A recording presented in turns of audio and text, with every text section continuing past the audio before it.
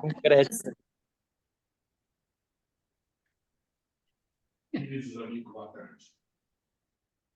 O Rochinol Canta tem a satisfação de dar início a mais uma das suas reuniões, grupo de estudo Bahá'í, com o objetivo de fazer com que a gente cresça, com que a gente faça uma reflexão de tudo que está acontecendo, um mundo melhor, consigamos fazer com que a paz seja uma realidade. E com isso, nós vamos hoje ter o quanto dura o eterno. Quanto tempo dura o eterno? Um tema forte, e nós temos a satisfação de ter o nosso professor Washington Araújo, jornalista, escritor, uma pessoa que sempre é um ícone na nossa participação do Rouxinol. Seja bem-vindo, senhor Washington Araújo.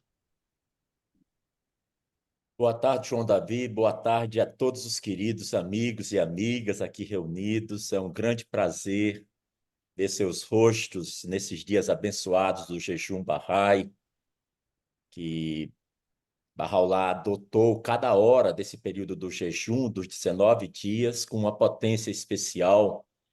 E vejo que os rostos se tornam mais brilhantes, mais esplendorosos, porque sempre o cumprimento das leis divinas, elas trazem um alento ao nosso coração, muitas vezes sofrido, e também nos trazem um sentimento de completude, aquela completude que somente a criatura e o Criador conseguem desfrutar juntos. Hoje nós vamos tratar de um tema que chama muita atenção, tem tudo a ver com a nossa vida, mas não a vida linear, física, cronológica, mas com a vida com V maiúsculos, a vida que tem um início, mas não vai ter um fim. Quando o tecido do tempo parece se rasgar e nós somos convidados a explorar a natureza da separação, a natureza da memória, a natureza da eternidade, nós então estamos trafegando, viajando pelo território íntimo do coração, que muitas vezes nos revela as sombras das ausências de quem nós amamos. Mas, paradoxalmente, ilumina as trilhas para uma compreensão muito mais profunda da imortalidade dos momentos que já vivemos, dos momentos vividos. É nesse espaço, queridas amigas, queridos amigos, que as horas, aquele somatório de 60 minutos e cada um deles de 60 segundos, é que essas horas perdem o seu ritmo habitual, porque desafiam a linearidade do tempo com o poder da memória. A cada lembrança resgatada, aquilo que é temporário, que é efêmero, toca a roupagem do que é eterno, transformando aquilo que não pode ser contido em pedras de toque que pode nos alçar à eternidade. Aqui, a morte não tem a última palavra. Aqui é o amor que se levanta, que insiste em sua permanência, desenha na mente e no coração paisagens onde os ausentes permanecerão sempre vivos, alegres, sorridentes, saltitantes, em movimento, em diálogo silencioso, mas eloquentes com nós, que aqui ficamos, que aqui permanecemos.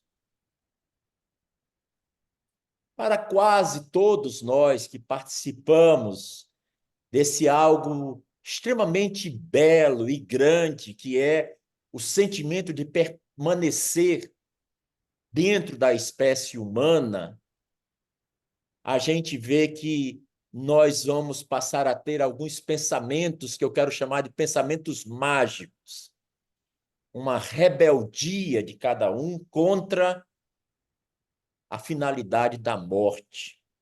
E esse pensamento é que nos permite manter vivo a presença daqueles que se foram, encontrando memórias e conforto que são compartilhados, aquelas palavras não ditas que queríamos ter dito, aquele gesto de amor que o tempo tratou de eternizar. A fragilidade, queridos amigos, da existência humana, tão dolorosamente exposta, nos ensina sobre a verdadeira natureza da eternidade. Não é um contínuo inalterável de existência, mas sim um mosaico, um caleidoscópio de momentos, cada um carregando em si a própria semente da imortalidade. Aqui chegamos ao primeiro ponto, nesse primeiro impulso para levantarmos esse assunto tão palpitante. Quanto tempo dura o eterno? A verdadeira eternidade é descoberta nas conexões que nós formamos, nas tapeçarias, nos mosaicos, nas pinturas das relações que nós fomos tecendo, criando, pintando ao longo da nossa vida, nas conexões que nós temos com o sagrado. Esses laços imunes ao tempo, eles sobrevivem à transitoriedade do mundo físico, onde nós estamos.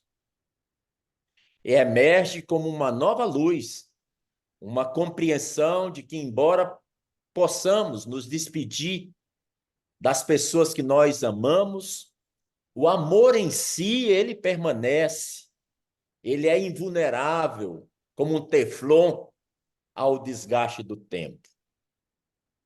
Tempo e eternidade andam juntas como a mão esquerda e a mão direita. É difícil falar de eternidade sem falar de tempo. E é difícil falar de tempo sem não falar da eternidade. E essas duas mãos, o tempo e a eternidade, formam a nossa reflexão de hoje, que nos chama a olhar para além da dor, da condição humana, para reconhecer na memória e no amor as verdadeiras dimensões da eternidade. Nos mostra que mesmo na ausência podemos encontrar presença, na despedida, um reencontro contínuo nos campos sem fim do coração e da memória.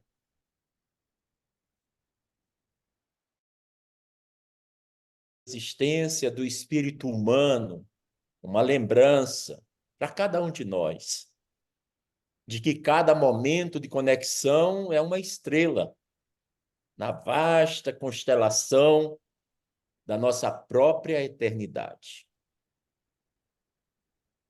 Cada um de nós tem a sua própria eternidade. Cada um de nós tem como perceber a sua eternidade. Aquilo em que a pessoa apostou todos os dias de sua vida física e de sua vida espiritual. A noção do quanto dura o eterno é muito explorada, principalmente pelos poetas. Poetas que foram consagrados no leito dos milênios da história. Poetas que refletiram sobre como é temporário, como é provisória a vida humana e como o tempo transcende. Tem uma música belíssima do João Bosco e Aldir Blanc, que eu gostaria que depois que terminasse esse rascunho de apresentação de um tema tão difícil de pegar pelas mãos, são como asas de borboleta. A gente não consegue pegar em asa de borboleta porque temos medo de machucar. São asas tão delicadas que o pozinho das asas se desmancham nas pontas dos nossos dedos. Essa noção do quanto dura o eterno é assim. E os poetas exploraram, desvendaram a complexa relação entre o tempo, a mortalidade e a eternidade. E ofereceram perspectivas muito profundas e muito emotivas sobre o assunto. Eu não posso deixar de lembrar do nosso amado mestre Abdu'l-Bahá, quando, em 1912, visitando Nova York, cidade que ele amou ao ponto de chamá-la a cidade do convênio, muito mais do que a Big Apple, muito mais do que a grande e saborosa maçã, muito mais do que uma espécie de capital moderna da civilização ocidental. Nova York é, antes de tudo, a cidade do convênio, nas palavras sagradas, inspiradoras e infalíveis do nosso amado exemplo da vida Bahá'í, Abdu'l-Bahá. E Abdu'l-Bahá disse em 1912 que os poetas e os profetas veem com a luz de Deus. Nós, Bahá'ís, temos um legado espiritual inestimável. Cada Bahá'í não tem como convocar um testamenteiro para fazer o seu testamento durante aquele período que antecede, muitas vezes, a partida desse mundo. Porque o testamento é imenso, os bens são muitos, e os bens que mais importam não são os bens materiais, as casas, os carros, as ações na bolsa de valores, as joias, os títulos de doutor, de pós-doutor, de graduação, de mestrado, de especializações na vida acadêmica. O legado mais profundo e que não se pode dizer quanto vale são os legados do coração. Aquele lugar que Bahá'u'lláh disse que deveria ser bom, que deveria ser bondoso, que deveria ser puro, que deveria ser radiante. Porque se assim fosse, cada um de nós receberíamos como recompensa uma soberania antiga, eterna e imperecível. O que William Shakespeare, aqueles que falam que é o pai fundador da língua inglesa, falou sobre esse tema? O bardo inglês, ele expressava a ideia de que o amor pode transcender o tempo e pode transcender a mortalidade. O que é transcender? É ultrapassar, é ir muito mais além do tempo, é seguir muito mais adiante da mortalidade. E Shakespeare disse: enquanto homens respirarem ou olhos puderem ver, assim viverás. E é isso que irá te dar vida. Esse é um soneto 18, muito conhecido do Shakespeare. Enquanto homens respirarem ou olhos puderem ver, assim viverá isto, isto te dará vida. Emily Dickinson, ela sugere, a grande poeta inglesa, norte-americana, sugere que a eternidade é composta de momentos presentes e destaca, Emily Dickinson, a importância do momento presente, do momento atual, quando diz para sempre. Aquilo que é para sempre é composto de momentos. Cada palpitar, cada sorriso, cada respiração que nos diz que fisicamente estamos vivos é o palpitar da eternidade em nós. Shelley, ele aborda a brevidade da vida humana em comparação com a eternidade, criando uma metáfora visual muito poderosa. Ele fala, assim como a redoma de vidro de muitas cores, o branco mancha a radiância da eternidade. É uma metáfora muito poderosa, assim como A vida é uma redoma, uma abóbada de vidro de muitas cores. E o branco nessa redoma de vidro, o branco, a cor branca ou a ausência de cor, o branco, radiante da eternidade, é manchada pela vida. Isso está no poema chamado Adonais. John Keats. O Keats, ele sugere que a beleza é eterna e que traz alegria continuamente, independente da passagem do tempo. Nós estamos aqui porque o amanhã de ontem bateu na porta, a gente abriu a porta e o amanhã entrou. Quando entrou aqui, se transformou em hoje. E esse hoje, um dia se despede de nossa casa e vai se chamar ontem. Mas eu estou escutando umas batidas na porta.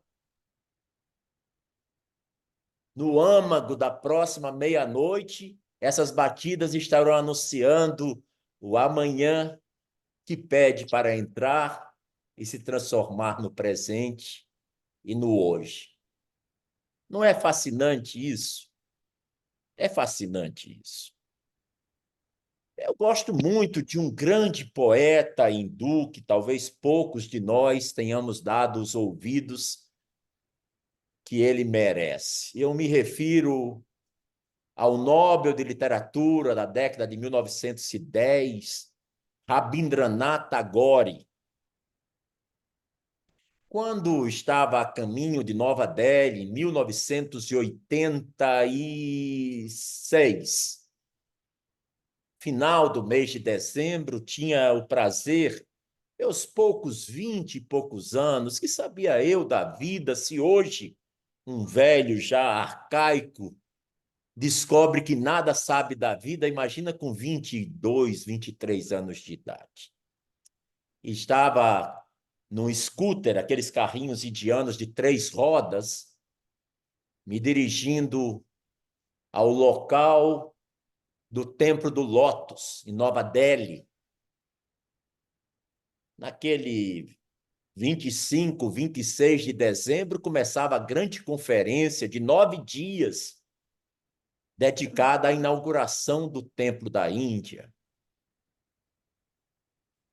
E conversando com o Sikh, um motorista, né, o chofer daquele scooter, seria o Uber daqueles tempos, ele viu que eu estava afobado, porque estava me sentindo apressado, e pedindo a ele se tinha um caminho mais próximo, porque eu demorei tanto para chegar a Nova Delhi, e hoje era exatamente a abertura da conferência, e eu estava atrasado, e que eu precisava chegar com muita rapidez. E ele disse para mim: o senhor é um típico ocidental.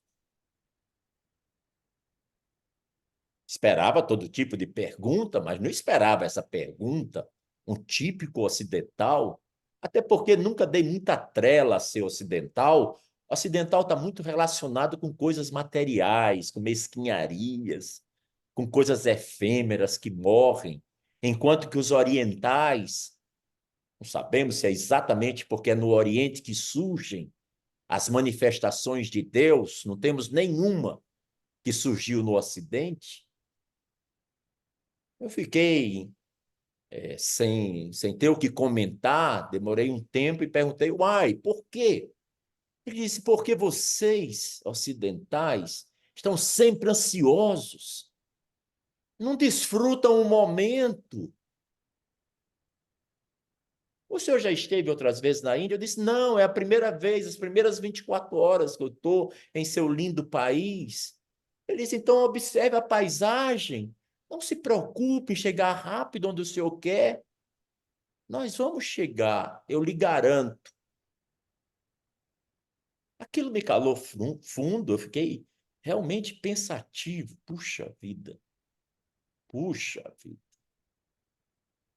Depois de uns 4, 5 minutos, um motorista Sikh falou para mim, com aquele seu turbante cor-de-rosa, uma pedra, essas pedras falsas, tipo um brilhante, né, de cor vermelha, provavelmente a imitação de um rubi no seu vasto, imenso turbante, brilhoso, falou assim: o poeta indiano Tagore disse esses versos: perdi minha última gotinha de orvalho, reclamava a flor ao céu de amanhecer, que acabara de perder todas as suas estrelas.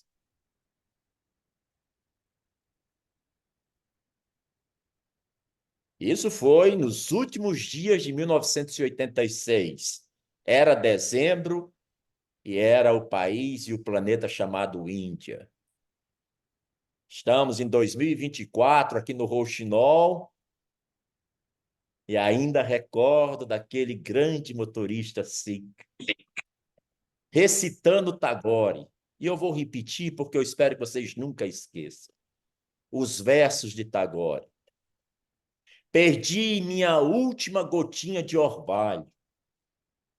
Reclamava a flor ao céu de amanhecer, que acabara de perder todas as suas estrelas. Para a flor, a gotinha de orvalho que fica na madrugada, desaparece com os primeiros raios do sol, que enxuga aquela gota de orvalho. Mas aquela gota de orvalho para a flor era tudo. E ela tinha acabado de perder. Mas ela reclamava para o céu que, com o início do dia, perdeu todas as estrelas.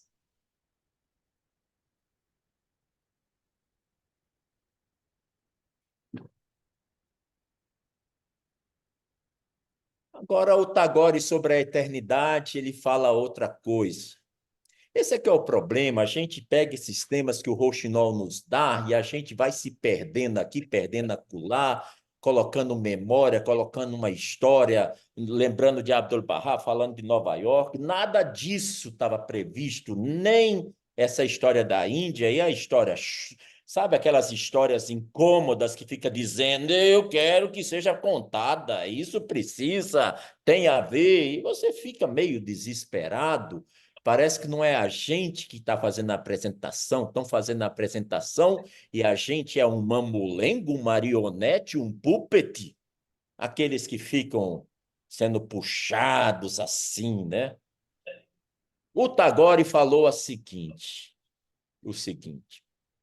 parece que te amei em inúmeras formas, em inúmeras vezes, em vida após vida, em idade após idade, para sempre. A obra que ele fala isso chama Gitanjali, porque para ele a eternidade era isso, era amar inúmeras vezes, em inúmeras formas, em idade após idade, em época após época, para sempre.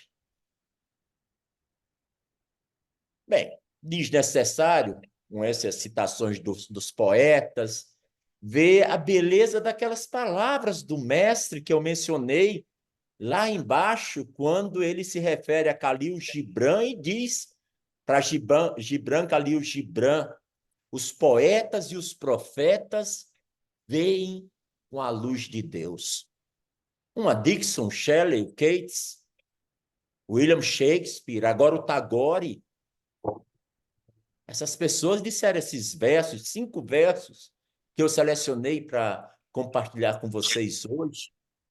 Essas pessoas, esses poetas, essas percepções deles, você encontra a centelha sagrada da divindade, porque eles veem com a luz de Deus no dizer de Abdu'l-Bahá. Bem, matéria de eternidade me parece matéria-prima das religiões reveladas por Deus. No cristianismo, por exemplo, a eternidade ela é frequentemente associada com a vida após a morte e a promessa de uma vida eterna com Deus. É interessante, né? Eu venho de uma tradição católica dentro do cristianismo, né? Uma das seitas do cristianismo, o catolicismo. Eu venho dessa vertente, né? Como outros muçulmanos vêm da vertente sunita ou xiita do Islã, como outros budistas vêm das vertentes do budismo tibetano, do chinês, do malaio, do tailandês ou do indiano. E como, vindo da vertente cristã do catolicismo, eu vejo que sempre eu aprendi, ainda criança, que quando fala em eternidade, é um Deus nos acuda. É tudo vida depois da morte. Você cita a eternidade, primeiro naquele santinho, quando as pessoas morrem, né? Descanso eterno, aquelas palavras pavorosas, sabe? Do tipo assim, a última pá de cal foi jogada na sepultura, descansa eterno. Onde a eternidade parece que é o próprio inferno. Pode ser que eu esteja enganado. Não, você vai ter tempo de sobra na eternidade para pagar pelos seus maus pensamentos, pelas suas más ações, porque o fogo eterno do inferno te espera. What to do? Diria o querido seu Habib Tahir, dizendo, what to do? What to do? O que fazer? Estou vendo aqui o meu querido Riaz, e lembrando do seu querido pai, um dos professores que a vida me ofereceu de presente sem que eu merecesse, apenas pela bondade divina. Seu pai, Riaz, puxa, um dia vamos falar dele. Bem, no cristianismo tem um versículo que é fundamental sobre o tema da eternidade e está no Novo Testamento, que é o Evangelho, e é no livro de João.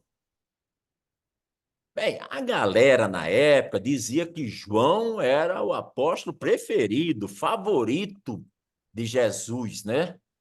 Os fofoqueiros da época dizem que era Pedro. Uns têm queda por Mateus, Mateus é que era o cara. Mestre, vê como é que o mestre olhava para ele? E tem a turma da boca torta que dizia que era Judas. Judas.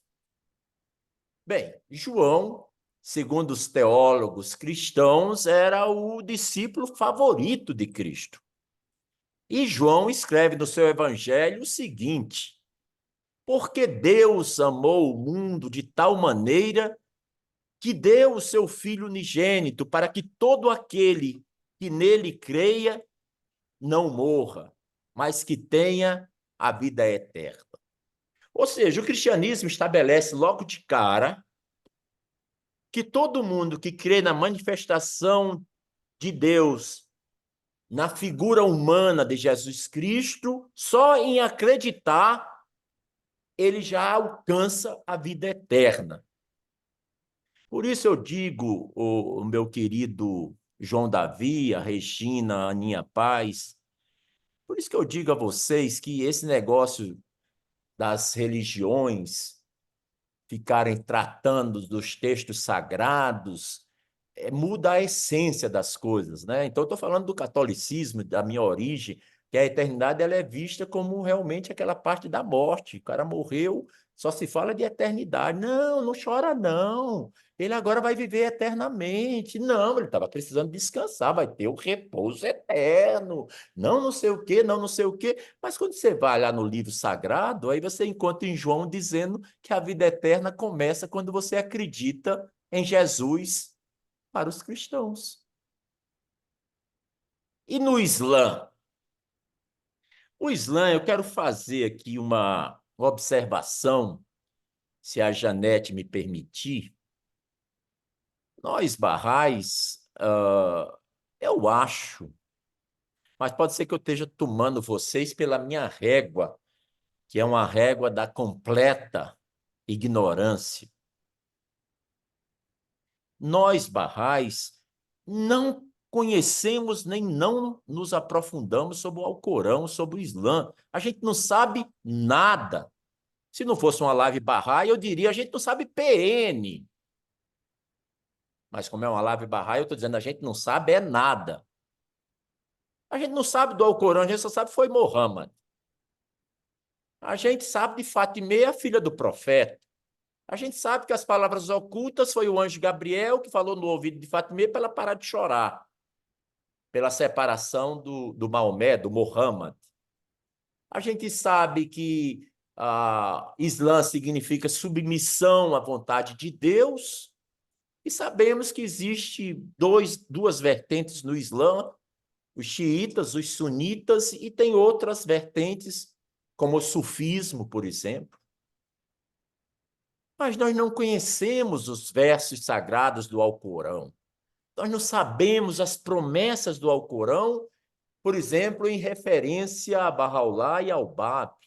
Nós nem sabemos o que Muhammad fala sobre Moisés, Abraão, Noé, sobre Jó, sobre a Virgem Maria. Ah, está todo mundo fazendo uma cara de espanto. Não faça cara de espanto.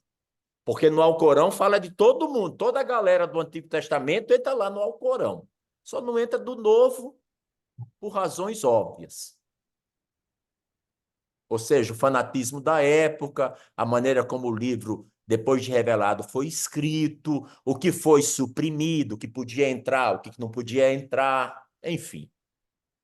Mas no Alcorão tem uma sura, que é a sura número 2, e o versículo número 25. O que o anjo Gabriel falou para Muhammad e Muhammad colocou em seu livro sagrado? E anuncia aos que creem e fazem boas obras que terão jardins sob os quais correm rios. Toda vez que lhes for oferecido de um fruto como sustento, irão dizer: isso é o que nos foi provido anteriormente, e lhes será dado em semelhança, e estarão lá eternamente. É belíssimo, belíssimo.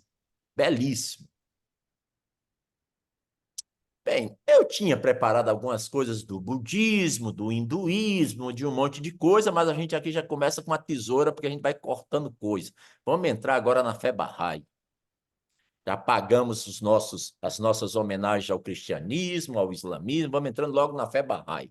Entrando de sola, como dizia o pessoal lá do Nordeste, ali de Natal, pertinho da bela João Pessoa. Fala em João Pessoa, a Ana já começa a sorrir de ponta a ponta. Tô te vendo, viu? Mas Natal é mais bonito. Quer dizer, eu acho um pouquinho bem bonitinha, não tão feia como João Pessoa. A fé Bahá'í, ela, ao enfocar a unidade da humanidade e a continuação da revelação divina, a nossa fé também aborda a eternidade, especialmente Jairo deste ar, que deve estar preparando os seus iogurtes, aquelas comidas lá dos gringos, né? Bota um monte de coisinha com a panela de leite pela manhã cedo, né?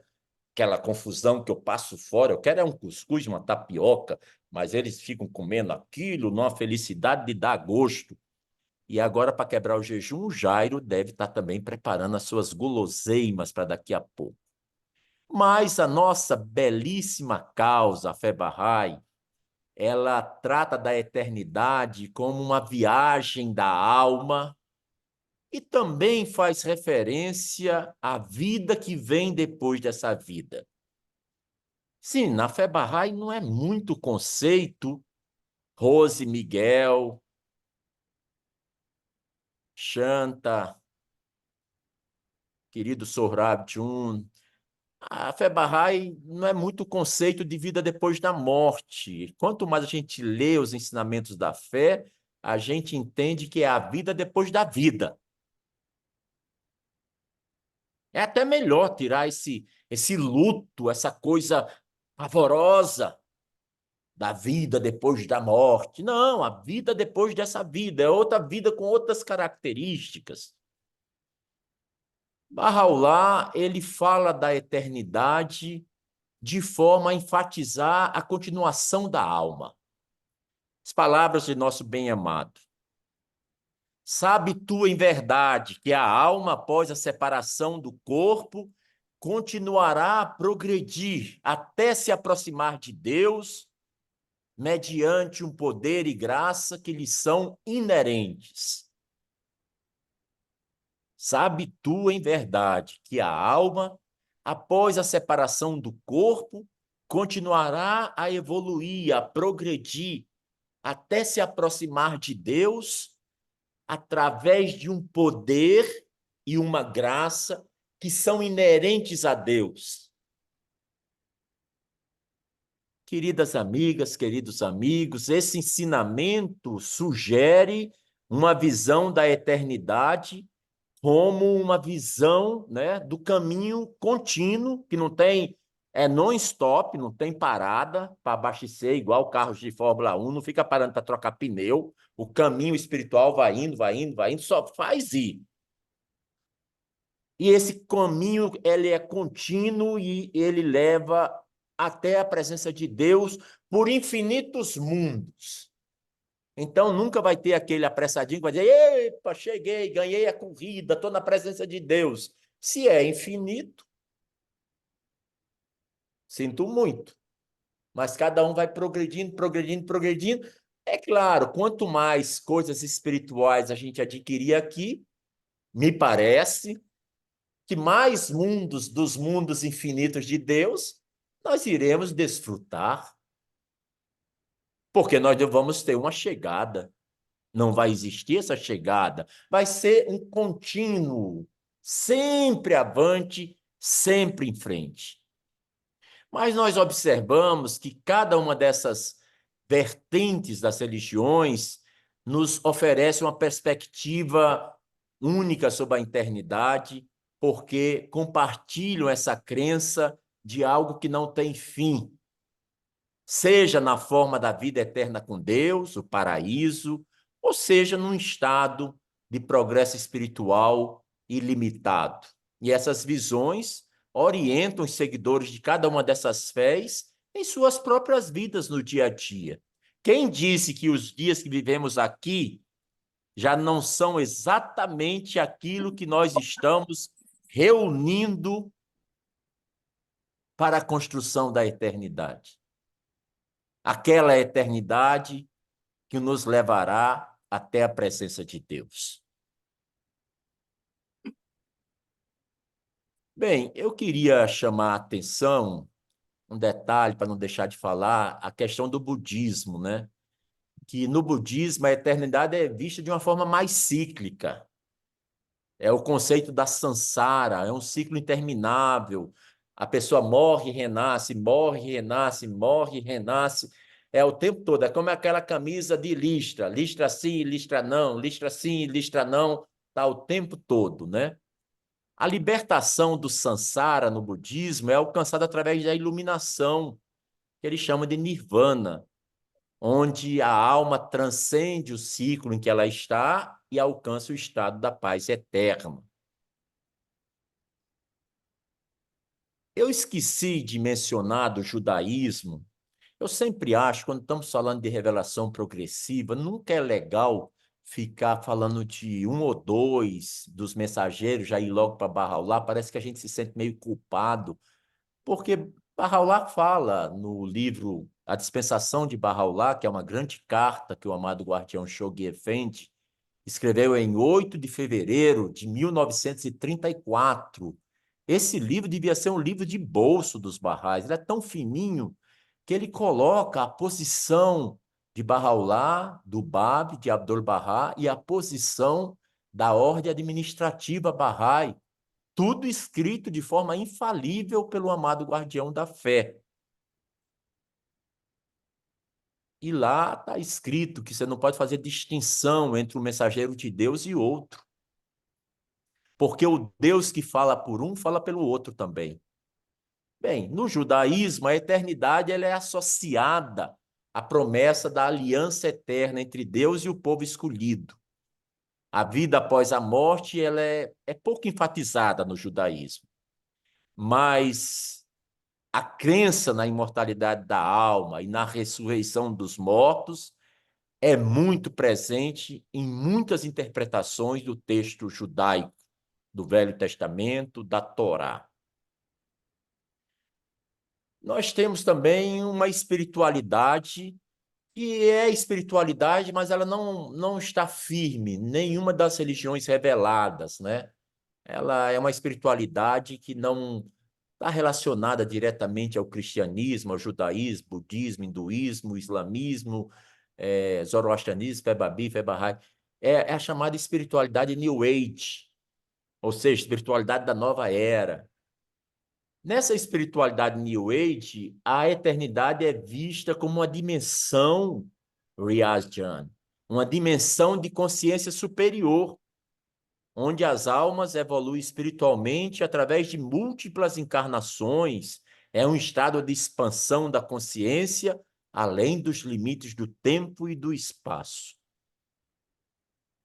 Mas aí vocês poderiam dizer, mas Tom, como é que a gente vai saber quanto é que dura o eterno? Não vão perder por esperar, mas a gente precisa fazer uma base, reunir algumas coisas para a gente saber em que página cada um de nós está no livro. Senão um está lendo uma página lá na frente, o outro está lá atrás, o outro está no meio, o outro já chegou no fim, o outro ainda nem abriu o livro. Vamos agora todo mundo na mesma página. Vamos ver percepções científicas. Na cosmologia moderna, né, o conceito de eternidade, Ana Paz, é muitas vezes associado ao tempo cósmico, onde o universo existe de forma indefinida. É na cosmologia que a gente encontra as teorias como Big Bang, um Big Bang eterno, que sugere que o universo passa por ciclos infinitos de expansão e de contração, tornando-o eterno em sua natureza. Então, o universo se expande, o universo se contrai, e esse expandir e se contrair torna o universo eterno em sua natureza. Falam os físicos dos cosmos, os cosmólogos. Johnny Carlos, que todo mundo aqui deve lembrar, né? Também um querido paraibano, mora lá em Floripa há muito tempo, né? O Johnny gosta muito do tema da física quântica. Finado, que Deus o tenha, né? Também Farhang Sefidivash, o gaúcho, persa gaúcho. Na física quântica, a ideia da eternidade, ela pode ser interpretada de maneiras diferentes, João Davi Argenton. Não adianta você ficar olhando para o mouse nem para o teclado. Eu estou vendo, hein? Eu estou vendo. Na física quântica, a ideia da eternidade ela pode ser interpretada de maneiras que são diferentes. Alguns físicos teóricos, Frias, sugerem o multiverso, que é um conjunto infinito de universos paralelos, que pode existir eternamente sem um começo e sem um fim definidos. Eu falei em multiverso, vi todos os olhos. E o Homem-Aranha no multiverso. É o Ah, mas Homem-Aranha no essa multiverso. eu preciso falar. Já que você tocou em multiverso, que eu também não sei o que que é, mas eu não estava com o nosso pequeno de 5 anos, acho que eu até já falei isso aqui uma outra vez. E, e daí assistindo desenho, com o Theo, né? Estava com o Theo assistindo desenho com ele, e, e vai isso e aquilo, aí eu começo a perguntar, muitas vezes ele fala assim, vovó, você não sabe nada. Ainda me afirma que eu não sei nada. Daí eu peguei e dei um palpite, eu já nem me lembro mais. Ah, então isso é que é aquela coisa? Ele falou, não, vovó, isso é o multiverso. Você acredita? Aí eu fiquei quieta, porque eu não sabia exatamente nada o que que era. Falei, ah, é? Ah, que legal. E pronto, e mudei de assunto, porque, olha, eles estão tratando desses assuntos 5 anos, tá? E na escola me fez um livro digital para vovó, na aulinha de informática. Me mandou ontem. Pode? Pois é, vocês estão vendo como é que são as coisas, né? Nós já É, somos essa, aquelas a quinquilharinhas dos eternidade, ela bezerros, varia, né? né, de faixa etária também, o conceito, né, pelo que eu estou vendo. Varia completamente, né? E você vê que nessa teoria da física quântica, que é tão urgente, que é tão extraordinária, né?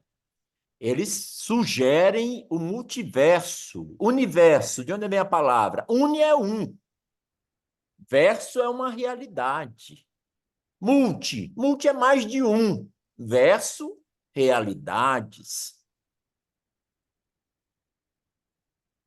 E é visto como um conjunto infinito de universos paralelos, porque físico quântico, que é bom, ele não pode deixar de complicar, ele não perde a oportunidade de complicar as coisas.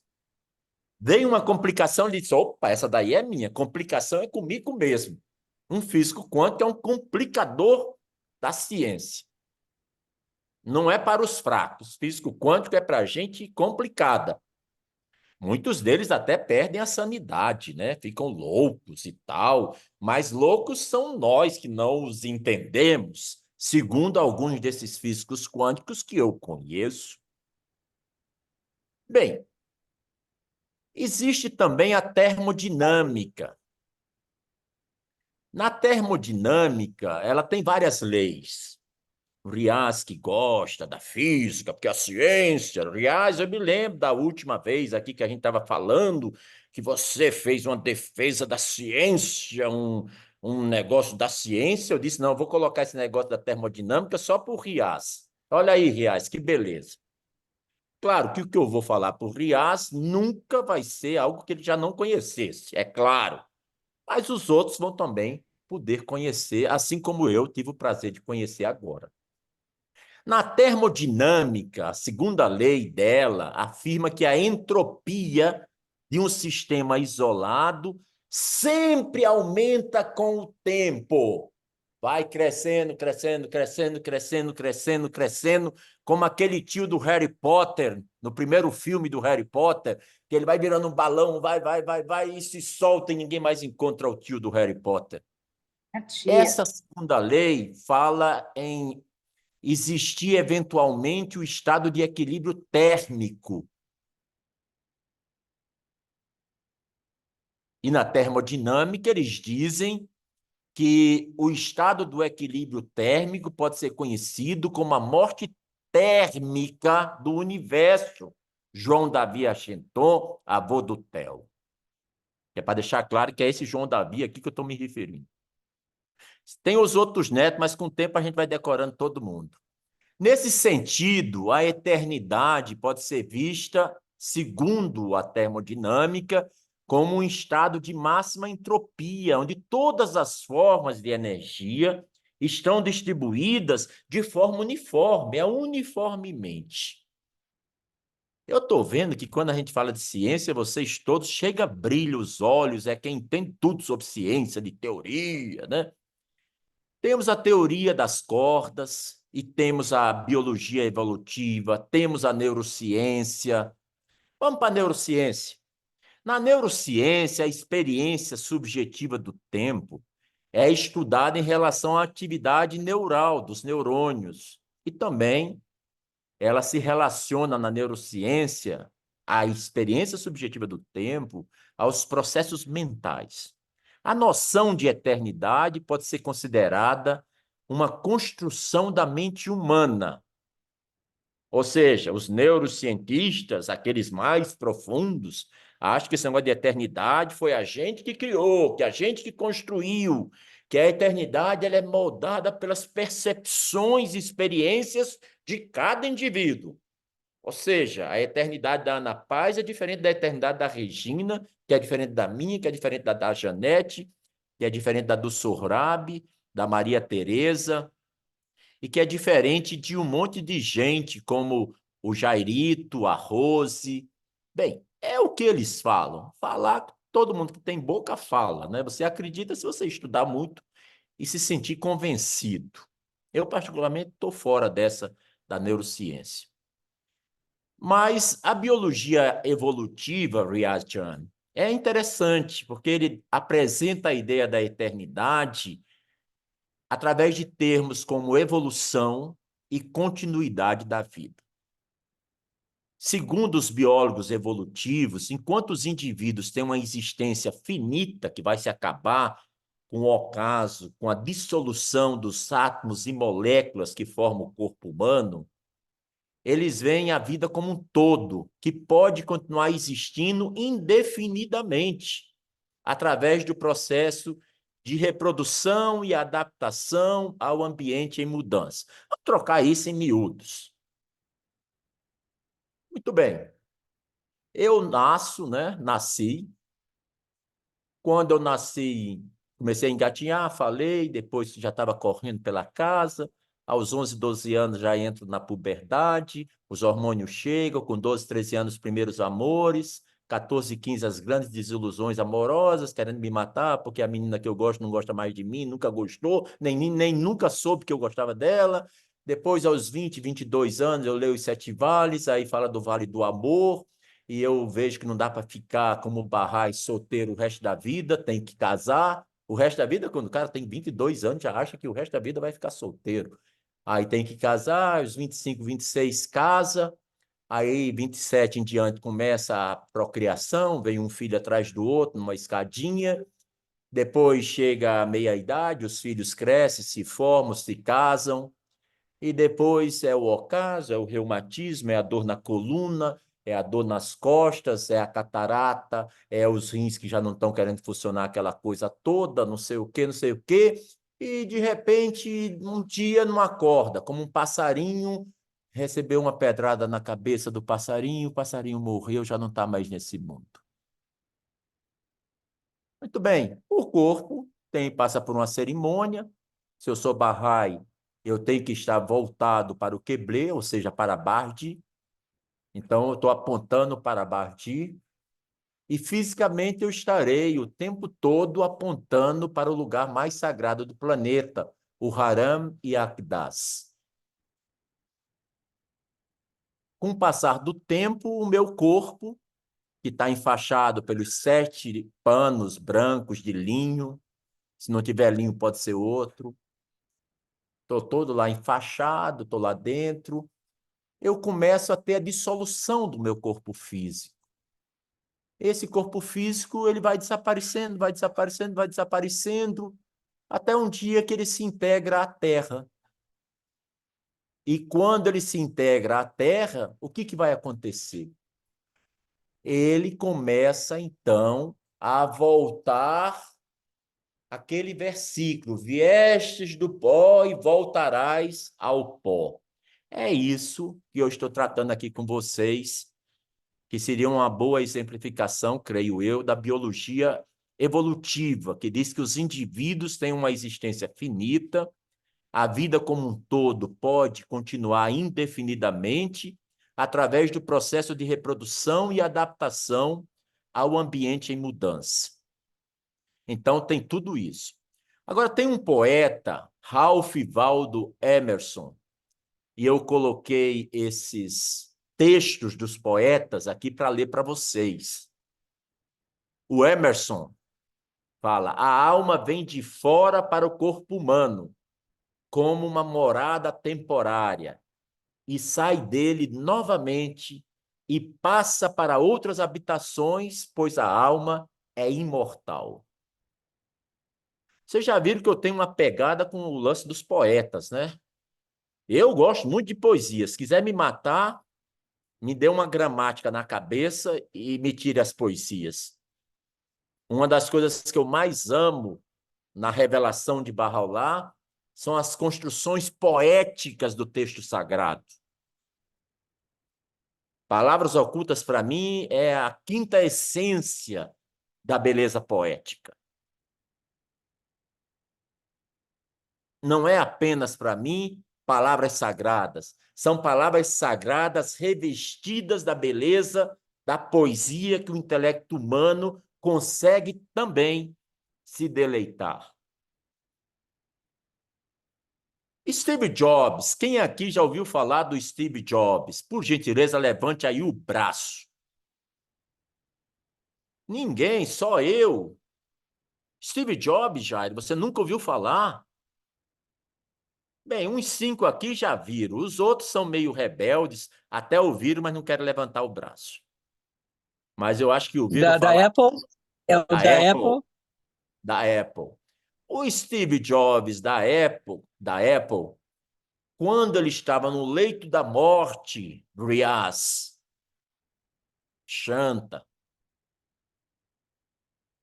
ao lado dele estava a irmã dele, chamada Mona. E ela, então, registrou quais foram as últimas palavras que o dono da Apple, dos iPhones, iPads, MacBooks, né, Magic Mouse, teclados e todo tipo de coisa. E quais teriam sido as últimas palavras naquele momentinho que a alma está se separando do corpo, no caso do Steve Jobs? Foram essas. Ah! Uau! Ah! Uau! Uau! Achei muito interessante, né? Quer dizer, é como uma alma que está completamente embevecida, transpondo o limiar dessa vida para outra. Olha só o espanto, a alegria, uau!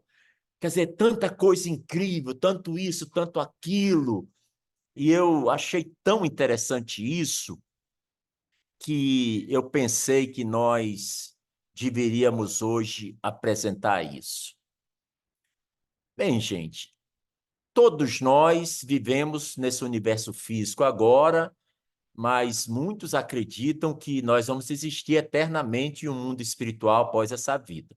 Quando eu digo muitos, são os verdadeiros seguidores de todas as religiões, e em particular agora as revelações do abençoado Bab, do amado Bahá'u'lláh. Nos seus escritos, Bahá'u'lláh diz que a gente deve estar muito atento àquela vida no mundo espiritual que irá chegar a cada um de nós. Ele diz que nós continuaremos a progredir até atingir a presença de Deus em um estado e condição que nem a revolução das eras e dos séculos, nem as mudanças e acasos desse mundo podem alterar. Continua Bahá'u'lláh. Essa condição irá perdurar enquanto o reino de Deus, a sua soberania, o seu domínio e o seu poder perdurarem. Essa condição irá manifestar os sinais de Deus e de seus atributos, e irá revelar sua bondade e graça amorosa e sua generosidade. Olha, às vezes tem coisas que me deixam muito perplexo. É como nós estamos em uma revelação tão próxima da gente, né? Próximo Nauruz, quem é que sabe qual é o ano do próximo Nauruz, o ano que nós vamos estar entrando? Quem é que lembra? 181. Todo mundo aqui fazer cálculo, todo mundo querendo fazer cálculo, pegando a computador, não sei o quê. Cento e Quem? oitenta e um. Estamos no 180, vamos para o 181. Só para dizer que é boa em matemática, é isso mesmo, 181. Nós estamos entrando no 181. Nós estamos exatamente muito próximos da revelação do Bab e da revelação de Bahá'u'lláh. Muito próximos. Convido cada um de vocês a retroagirem no tempo ao ano 181 do cristianismo. O que era o ano 181 do cristianismo? 0 vezes 0 igual a 0. Os cristãos ainda estavam completamente perseguidos, se escondendo nas catacumbas, nos cemitérios vazios. Os cristãos ainda eram crucificados a 3x4, já eram comida de leões no Coliseu Romano. Os cristãos eram aquela seita herética daquele louco que andava pelas praias da Galileia e de vez em quando transformava água em vinho. multiplicava os pães e os peixes, curava os cegos, ressuscitava dos mortos, como fez com Lázaro. O ano 181 do cristianismo era uma coisa herética. O cristianismo era quase nada. Nem os evangelhos ainda estavam impressos e publicados, porque vocês só vão ter a versão impressa dos evangelhos em 1492, quando Gutenberg vai inventar o tipógrafo. Era assim o ano 181 do cristianismo. O 181 do judaísmo e o 181 do Islã também não era nada. Não tinha nada registrado.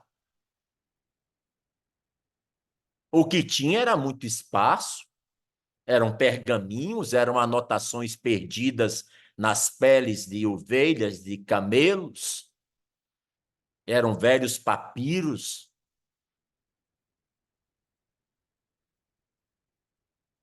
Agora vamos dar um salto para o momento presente. Querida esposa do Carlinhos, meu grande amigo Carlinhos, lá de Tocantins. Nós vamos ver uma coisa muito interessante. No ano 181 da Era Bahá'í, que vai começar daqui a 2, 3 semanas, nós estamos imersos no oceano da palavra revelada, escrita, traduzida e acessível em mais de 571 idiomas e dialetos, colocadas em audiobooks, transmitidas nos smartphones, em PDFs, em Word, transformadas em filmes no YouTube, em braille para as pessoas que têm dificuldade de visão, em libras para aqueles que têm dificuldade auditiva. A revelação Bahá'í é um grande oceano, Jairo. Shanta, Regina, Sueli. E dentro desse oceano nós temos mares inteiros falando da eternidade. Mas quem de nós tem tomado o tempo para pesquisar, se aprofundar, refletir sobre a eternidade? Talvez muitos poucos de nós, porque a gente tem aquela velha e agradável ilusão de que vamos viver nesse mundo, esse daqui. Graças a Deus não vamos. Vamos viver para sempre aqui. Então, para que se preocupar com a eternidade? Mas é um pensamento infantil esse. Quando o mensageiro de Deus vem, revela tanto sobre a vida depois da vida, sobre quanto dura o eterno, nós somos desafiados a nos aprofundarmos sobre as implicações da vida espiritual, que é a vida que não depende do corpo biológico, molecular, dos átomos do corpo físico. Eu queria lembrar para vocês um ponto que me parece da maior relevância, né? Que para a gente poder entender de forma talvez um pouco mais divertida, né? Sobre a eternidade, e aí já vamos encerrando, mais 1 minuto e meio, terminamos esse rascunho de apresentação. Mullah Nasruddin, ele estava lutando contra o vento, tentando vestir seu casaco, puxa daqui, puxa dacolá, uma luta para vestir esse casaco e o vento soprando o tempo todo. Então um amigo chega perto do Mullah e pergunta se ele precisava de ajuda. Nasrudin lhe responde: não, obrigado. Estou praticando para quando encontrar um vento que dure uma eternidade. Porque dizem que a prática leva à perfeição. Então, estou me preparando para ser perfeito em usar casacos. Esse é o Mullah Nasruddin, né? Então, ele estava praticando, demorando muito a colocar o casaco, porque podia ser que ele encontrasse um vento diante dele que iria durar toda uma eternidade. E aí, ele já estaria preparado para quando esse vento chegasse até ele. Tom, No céu, Tom, oi, devido ao dia especial do jejum, eu vou te dar mais 15 minutos para a gente encerrar, tudo bem? tudo, mas eu só preciso de um minuto e meio, viu? Você é um espetáculo, você pode o que você quiser. Obrigado. No céu, perguntei a um anjo quanto tempo dura a eternidade. O anjo respondeu: espere um segundo e te direi. E ainda estou esperando.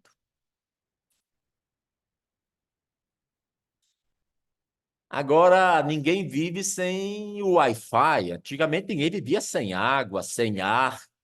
Hoje, se você quiser ver gente maluca, gente doida, é gente sem internet na casa. Fica todo mundo nervoso, precisando tomar calmante, porque ninguém consegue viver sem Wi-Fi. Imagina. Agora, imagine se na eternidade tiver o Wi-Fi grátis, internet grátis. Mas então, Riaz, você precisa concordar com os termos e condições para toda a eternidade. Isso sim seria um compromisso muito sério, né? Nessa questão também do Wi-Fi eterno, da internet eterna, né? Na eternidade, todos os nossos discípulos seriam atualizados instantaneamente para o modelo mais recente. Pena que a gente irá passar uma eternidade inteira tentando lembrar todas as nossas senhas. Hoje em dia não tem um dia que eu entro no e-mail, entro num Zoom, entro num negócio, toda vez tem que colocar esquecer senha. Aí manda o negócio pro smartphone, manda um não sei o que pro mensagem, o Messenger, manda os 3 números para digitar no YouTube, se é você, se não é você, uma confusão, demora um século, né? Você imagina quando todos esses dispositivos, se fossem necessários usar, é claro que é uma piada, né?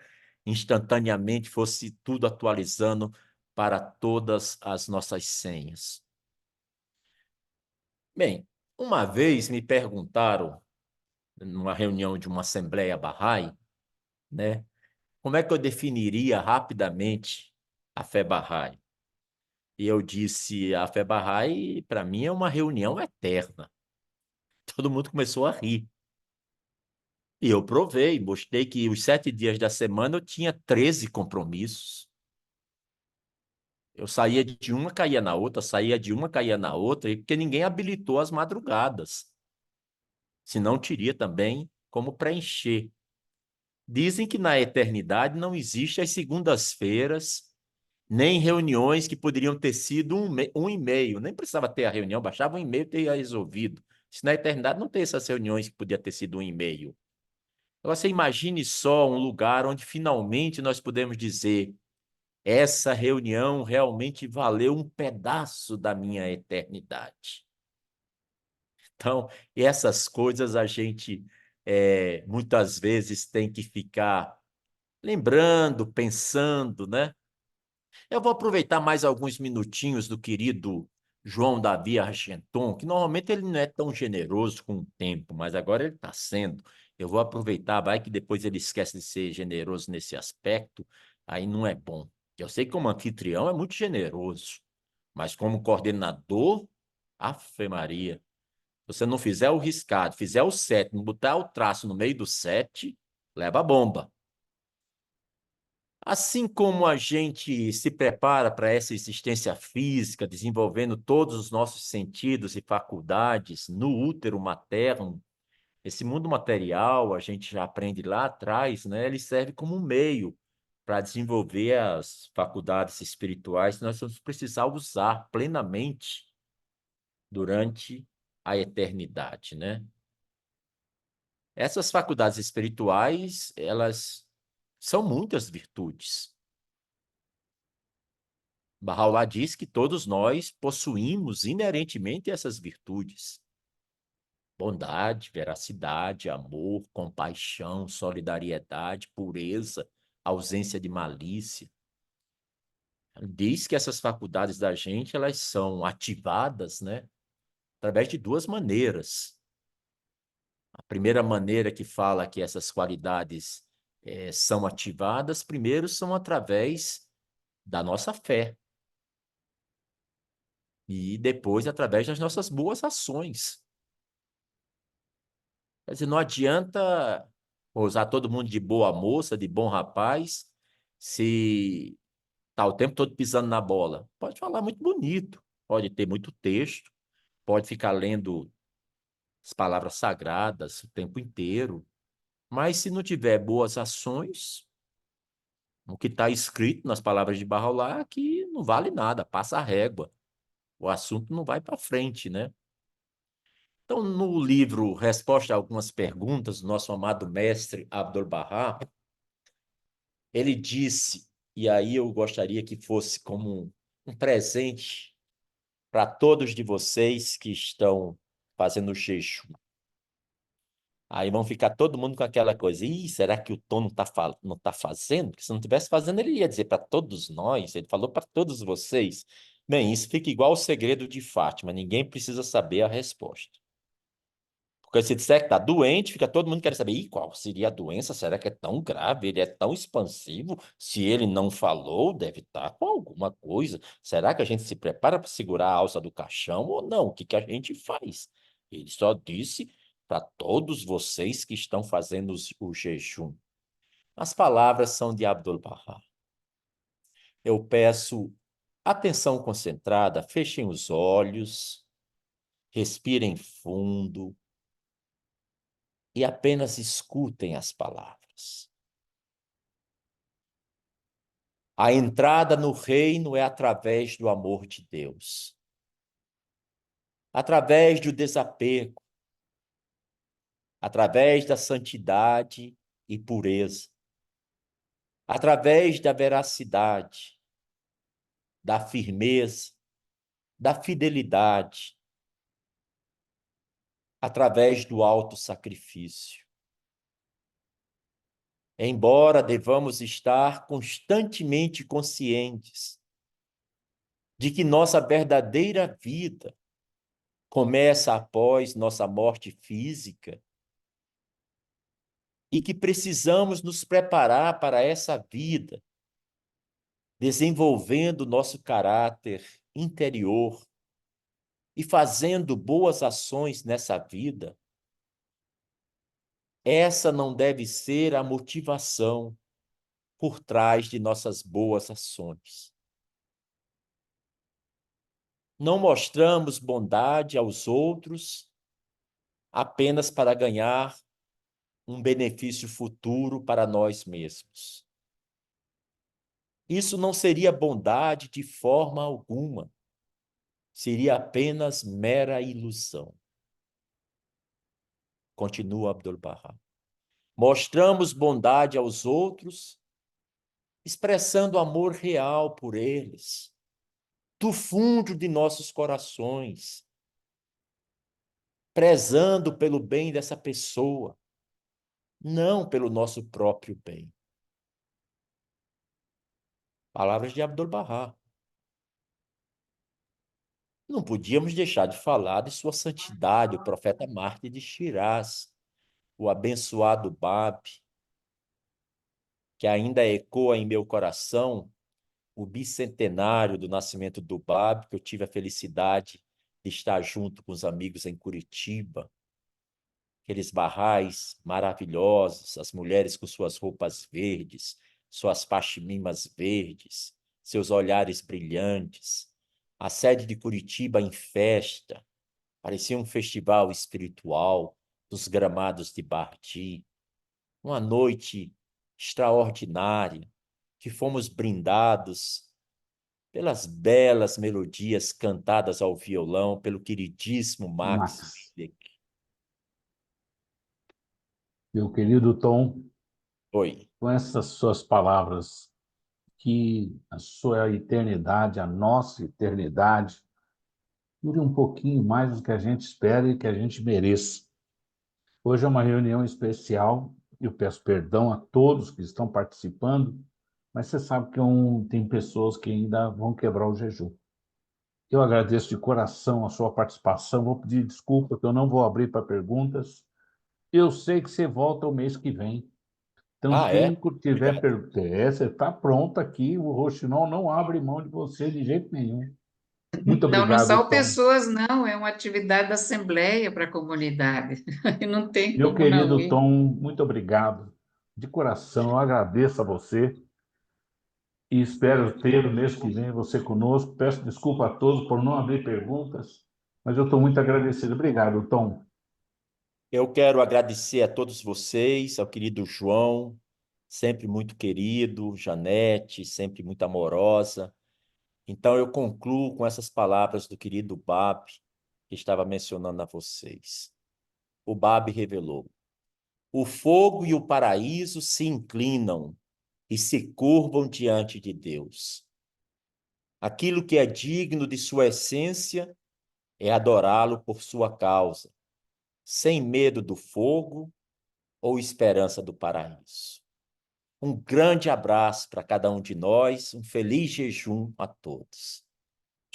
Queridos, um abraço a todos vocês, Jairo, Riaz, Sueli, Regina, Rose, Miguel, Maria Tereza, Sorabe, Carolina, Luiz, Chanta. Milhões de beijos a todos vocês. Querido Tom, eu peço milhões de desculpas porque eu não abri as Não, perguntas, mas eu quero ter certeza que o mês que vem eu compenso esse tempo. Fiquem com Eu Deus. acho que a gente pode voltar nesse tema, porque, meu Deus, eu não imaginei que você fosse abranger de uma forma tão ampla. Nossa, acho que merece, vocês não acham? Merece um aprofundamento na sequência.